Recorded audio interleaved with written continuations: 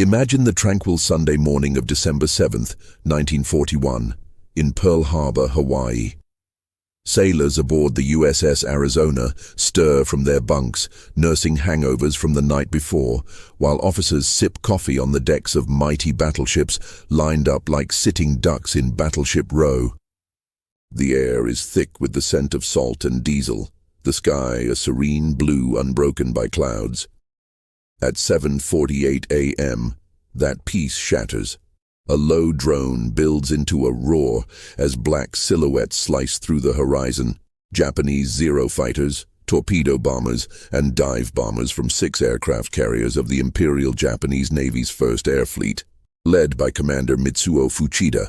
Over 350 planes descend like avenging angels, their red rising sun insignias gleaming ominously. The first wave catches the U.S. Pacific Fleet utterly unprepared. Torpedoes streak through the shallow harbor waters, slamming into the USS Oklahoma and USS West Virginia, sending them listing violently. Explosions ripple across the base as bombs pulverize hangars and airfields, destroying 188 American aircraft before they can even taxi. On the USS Arizona, a 1,160-pound armor-piercing bomb penetrates the forward deck and ignites a magazine of black powder. The resulting blast is cataclysmic. A towering orange fireball erupts, ripping the ship in half and hurling debris skyward like volcanic shrapnel. Over 100 sailors perish in an instant, their screams lost in the inferno that engulfs the vessel, turning it into a floating tomb. From the cockpit of his Kate torpedo bomber, Ensign Haruo Yoshino watches the chaos unfold. The sea boiled with oil and flames, dotted with the wreckage of ships and the bodies of men. American anti-aircraft guns finally bark to life, but it's too late. The second wave of 170 planes arrives at 8:55 a.m., pounding the dry docks and fuel depots. By 10 a.m., the attack ends as abruptly as it began. The toll is staggering. 2,403 Americans dead, 1,178 wounded, 8 battleships sunk or crippled, and the U.S. Navy's sense of invincibility shattered. Japan loses just 29 planes and 5 midget submarines, a Pyrrhic bargain in their eyes. This was no mere raid. It was the opening salvo of the Pacific War, a theater of World War II where the vast, unforgiving ocean became the battlefield, and the sky a lethal arena of dogfights and carrier duels. Emperor Hirohito's gamble aimed to cripple America's will to fight, securing Japan's Greater East Asia co-prosperity sphere through rapid conquests in Southeast Asia. But as Admiral Isoroku Yamamoto, architect of the strike, later lamented, "I fear all we have done is to awaken a sleeping giant and fill him with a terrible resolve." What followed was 4 years of ferocious naval clashes and aerial armadas that redefined warfare, costing over 2 million lives and forging legends of heroism and horror. This is the story of those fiercest battles at sea and sky. The turning points that propelled the Allies from the brink of defeat to atomic victory. The seeds of the Pacific War were sown long before Pearl Harbor in the fertile soil of Japanese imperialism. By the 1930s, Japan, an island nation starved for resources, eyed the vast riches of Asia. The invasion of Manchuria in 1931 marked the beginning, but it was the full-scale war with China in 1937 that exposed Japan's vulnerabilities. Oil embargoes from the U.S. and its allies in 1941 choked the empire's war machine, forcing a desperate lunge southward. The attack on Pearl Harbor was the linchpin of Operation Z, coordinated with strikes on Malaya, the Philippines, Guam, Wake Island, and Thailand. In the Philippines, General Douglas MacArthur's forces, outnumbered and outgunned, faced 50,000 Japanese troops under General Masaharu Homma. Bataan Peninsula became a crucible of suffering. From January to April 1942, American and Filipino defenders held out in jungle hell, rations dwindling to mule meat and monkey. When surrender came on April 9th, the infamous Bataan Death March ensued. 76,000 prisoners force-marched 65 miles without food or water, beaten, bayoneted and machine-gunned along the way. Up to 18,000 perished in the first week alone, their bodies left to rot in ditches under a merciless sun. Meanwhile, at sea, Japanese carriers roamed unchallenged. The conquest of Singapore in February 1942, Britain's Gibraltar of the East, was a masterstroke. Prince of Wales and Repulse, the Royal Navy's pride, were sunk by land-based G4M Betty bombers off Malaya's coast on December 10, 1941. There were no aircraft carriers to oppose us, boasted Vice Admiral Jisaburo Ozawa. Waves of Zero fighters strafed the sinking ships, their 20mm cannons shredding decks and crew alike. Over 840 British sailors drowned in the oily waters, a stark lesson that battleships, once queens of the sea, were now obsolete against air power. By mid-1942, Japan controlled a sprawling empire from the Aleutians to the Solomons, but cracks were forming. Overextended supply lines strained the Imperial Navy, and the U.S., though stunned, was industrializing for war. Factories in Detroit and Seattle churned out Liberty ships and Essex-class carriers at a dizzying pace. The stage was set for the first carrier showdowns, where the Pacific's blue expanse would run red with the blood of aviators and sailors. Word count for Chapter 1, 512, cumulative 990. As Japanese ambitions pushed toward Australia, the port of Port Moresby in New Guinea became the prize. Operation MO aimed to seize it via a two-pronged assault, one overland through the Owen Stanley Range, the other by sea through the Coral Sea. In early May 1942, U.S. codebreakers, via the Magic Decrypts, intercepted the plan, dispatching Task Force 17 under Rear Admiral Frank Jack Fletcher, carriers USS Yorktown and USS Lexington, 8 cruisers, and 13 destroyers. On May 7th, the fleets groped blindly through rain-squalled seas, 175 miles apart, relying on scout planes and submarines. At 10:20 a.m., American Dauntless dive bombers from Yorktown spotted the light carrier Shoho and her escorts.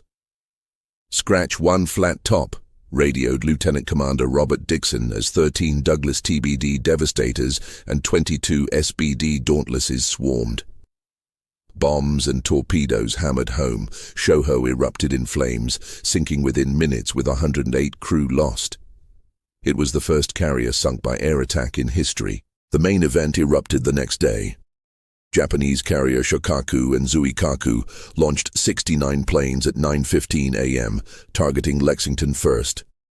A Val dive bomber's 550-pound bomb tore into the carrier's flight deck, igniting a fuel fire.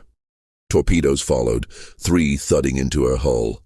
Meanwhile, American aircraft struck back, Yorktown's Avengers, and Dauntlesses mortally wounded Shokaku, her flight deck a twisted ruin, forcing her retreat. Lexington, the Lady Lex, fought valiantly, her crew battling infernos with hoses and axes.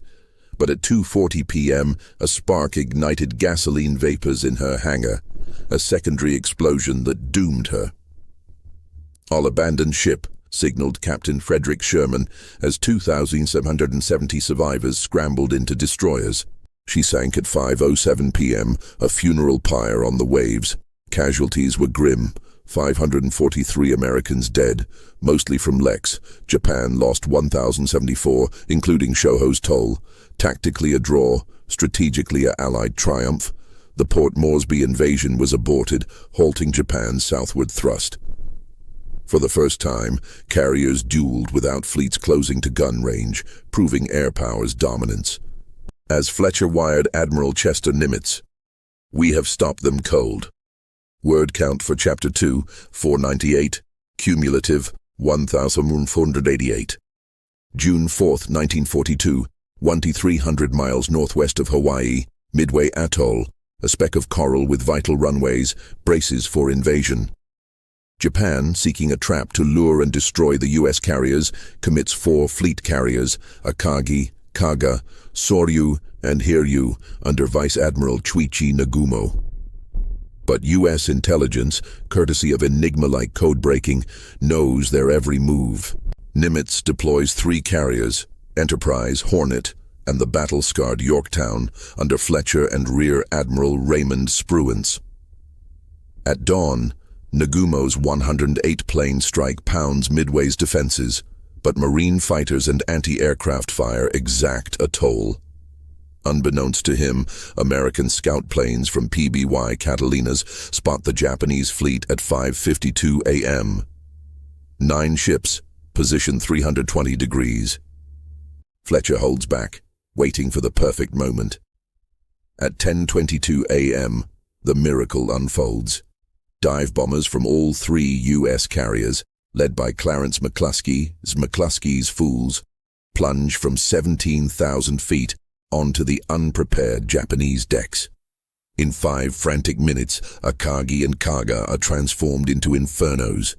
McCluskey's Dauntlesses, screaming in 70-degree dives, release 1,000-pound bombs that penetrate hangar decks amid refueling planes.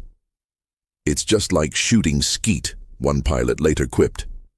Soryu follows suit, her flight deck a charnel house of exploding aircraft. Hiryu, the last afloat, launches a vengeful counterstrike, mortally wounding Yorktown with torpedoes and bombs. But payback comes swiftly. Yorktown's own Avengers and Enterprise's Wildcats hunt Hiryu down, leaving her a gutted hulk by dusk. Japan loses 4 carriers, 248 aircraft, and 3,057 men, irreplaceable elites trained over years. America, Yorktown sunk, 307 planes, 362 dead. Midway wasn't just a battle, it was the Pacific War's fulcrum. Japan's offensive era ended. The U.S. seized the initiative, carriers now the arbiters of naval fate. Yamamoto, watching from afar aboard Yamato, muttered, "We have lost the war." Word count for Chapter 3, 502, cumulative 199990. The Solomon Islands, August 1942. With Midway's sting fresh, Japan fortifies Guadalcanal to threaten Allied supply lines to Australia. But Nimitz strikes first, launching Operation Watchtower, the first U.S. offensive. On August 7th, 11,000 Marines under Major General Alexander Vandegrift storm ashore, seizing Henderson Field with minimal resistance.